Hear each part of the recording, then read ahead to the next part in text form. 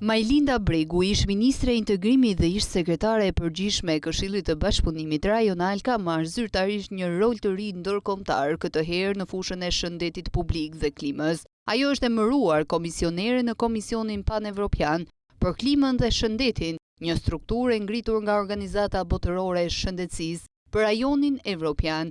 Lajmin e ka bërë të ditur vetë Bregu përmes një postimi në rrjetet sociale, ku shkruan se është e nderuar të ndajë lajmin si i është bashkuar Komisionit Panevropian për Klimën dhe Shëndetin, të krijuar nga Organizata Botërore e Shëndetësisë Europa në cilësinë e komisioneres. Komisioni në fjalë është një trup e pavarur këshillimore, e përbërë nga 10 anëtar në profil të lartë ndërkombëtar, përfshirë ish lider politik shkencëtar, ekspert të mjekësisë dhe politikave publike.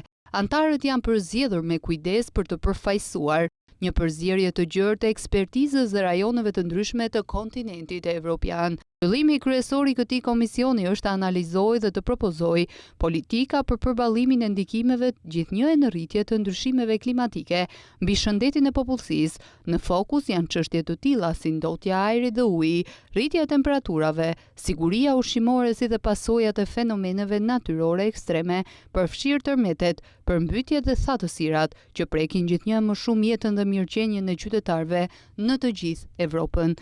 Emërimi i Majlinda Bregut në këtë post është një njohje jo vetëm për përvojën dhe angazhimin e saj në çështje rajonale dhe evropiane, por edhe për rëndësinë që zëri i vendeve të Ballkanit Perëndimor ka në forume të tilla ndërkombëtare.